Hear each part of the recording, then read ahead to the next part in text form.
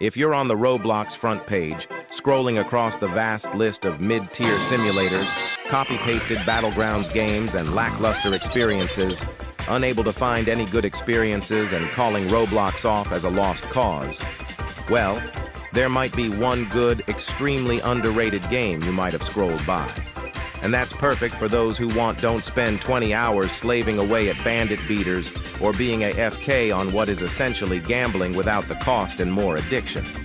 That game is Blocktales, an adventure-type turn-based RPG that is heavily inspired off of games like Earthbound and Paper Mario, where you travel around Robloxia in search of the sword fights on the heights, SPACEMAN swords. To, I don't know, stop John Doe or Builderman or something? It's not been revealed just yet. So let me tell you, as to why, it's a breath of fresh air worth playing. But before that, just to let you know, if you came from my last video, don't expect it to be anything like my last video. However, don't worry, it's gonna have the same level of quality and work put into it as ever. So be sure to give that like button a little bonk and subscribe. And since it boosts my page to the algorithm, comment down below too. Skip to the timestamp on the video if you want my short review. Essentially, the story follows you waking up in another man's bed. Yeah, kinda weird, but anyways, the person's home you're freeloading in is a penguin named Tutorial Terry, who shows up at certain points in the game to tell you what to do, and you can fight him too, only that you would get annihilated if you did. Anyways, you go to Roblox HQ and save Shedletsky from getting jumped. And he tells you to go find the SPACEMAN swords. And so you face sentient statues, annoyingly strong Ice Kings, and basement-dwelling griefers. You can only get 2 of the 7 swords at the moment, the Ice Dagger and the Venom Shank. There is a lot more to the story, of course, but I want you, the viewer, to experience it for yourself, because the story is peak. Oh, and also, as you've probably picked up on already, it's inspired off of classic Roblox, the 2006-2012 era of Roblox, so a lot of references to older memes, figures, or games.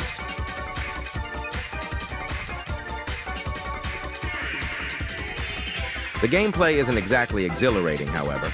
It's very fun and complex in its own way. In this game, you can move up, down, left, and right. You can dash forward to move faster. Tip: jump when you land after dashing to reduce the end lag after dashing. You can harass local wildlife with your balls. Cut down enemies and obstacles. Blow stuff up. Shrink down to your short friend's height to fit through short spaces and use Sonic the Hedgehog's boots to fly over stuff. Not run really fast, I know. You can pick up items that can be used in battle like the Dizzy Dial, or you can pick up stuff like the hamburger to heal yourself in and out of battle. But to purchase this wide variety of items, you need ticks, the currency that is used everywhere, dropped by most enemies after defeating them. You can use them to buy items and even cards. What are they? Well, let me finish. There's also bucks, the second currency, very rare and can only be given to this shady guy that looks like he's about to sell you Walter White's 99.2% pure crystal blue. But you get a lot of signature and unique items in exchange. Now onto the cards, you're able to collect abilities called cards. These cards help you in and out of battle as well. Some of them speed up your dash speed or increase your maximum health or SP. On the other hand, you have abilities like Comatose, which let you put your enemies in a coma with one strike. Yeah, what a wide variety of abilities.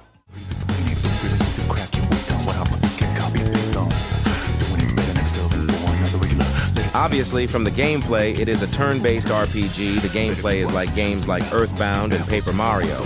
But if you aren't familiar with these games or you think it's kind of boring, then let me show you the combat on this game.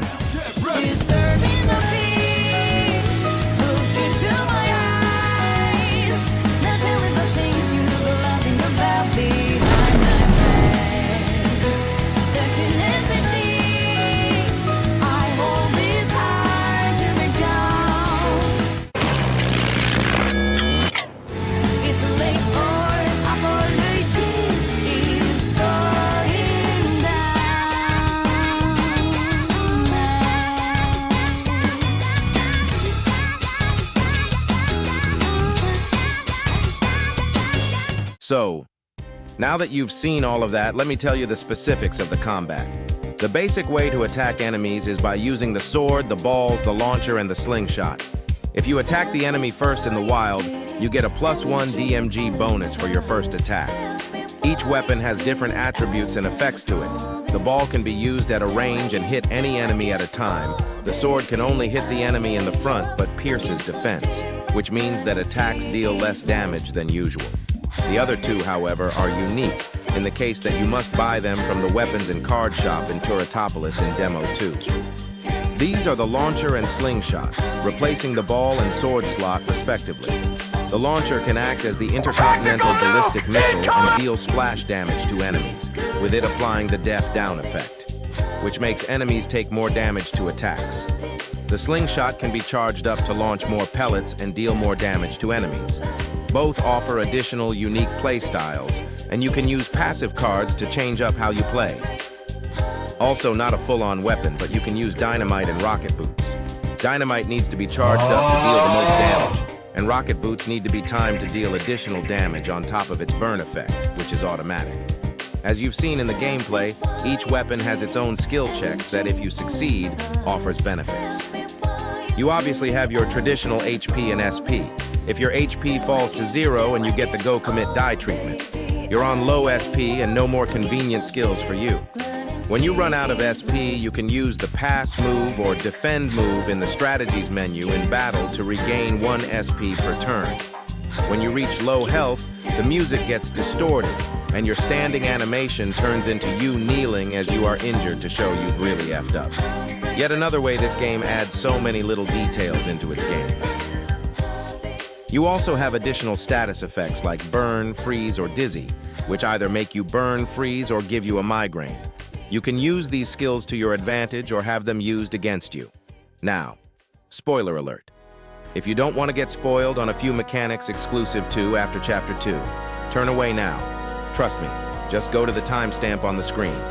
This mechanic is called Sword Energy, which is accumulated during battle. You then can use it to harness the power of the Ice Dagger or the Venom Shank, and they can be used in different strategic ways. For now, there are only 2 swords, but there are more abilities to come in the future. Most people end up using many items during their playthrough, especially against the sentient statue. Oh, how many Robloxians it has ambushed. Not me, of course, I was prepared the whole way through, trust me. But I digress. A lot of the items are obviously themed towards classic Roblox items like the hamburger or the Bloxy Cola. It just adds to the flavor of the game. Oh, and you can also block and dodge attacks. They act in stages, based on when you time the action button. The better the timing, the better the result. You can partially block, parry, counterattack, or if it's an attack that can't be countered, you dodge.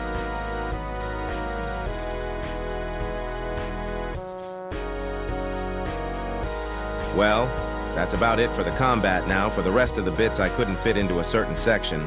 In terms of difficulty, it is a bit of difficulty if you're not used to the actual turn-based RPG genre, and if that's the case, just adapt.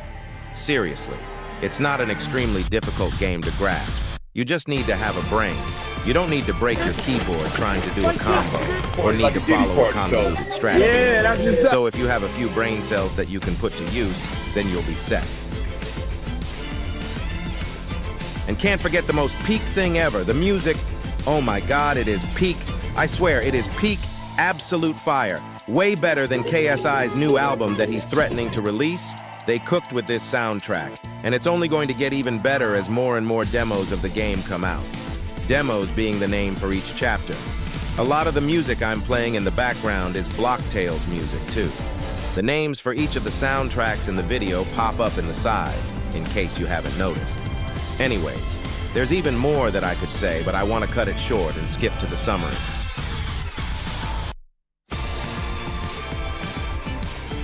Amongst the rubble of low-effort cash grabs, grind simulators, and macro tower defenses, Blocktales is that game that stands out, having a variety of unique game mechanics to an enriched storyline that has 5 demos aka chapters to go, with a lot more content to come that is certain to get better with time. It's a game that only takes around 2-3 hours to fully complete the current story, although that 2-3 hours is the most engaging, fun, and one of the best ways you can spend those hours with. You don't need to pay any money for any advantages or even to play this game in its beta. It truly is a godsend, a passion project amongst very few developers that, although takes eons to actually update, is worth every second of playtime that comes out of it. With that being said, now you have a good list of reasons of why everyone should experience the peak that is Blocktales.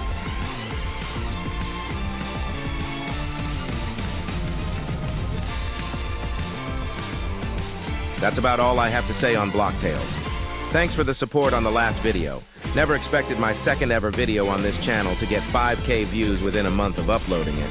I know a lot of people that watch probably just came for Gear 5 Luffy, but that's more reason to introduce people to new stuff like Blocktales. Anyways, if you've come this far into the video, then why not just subscribe?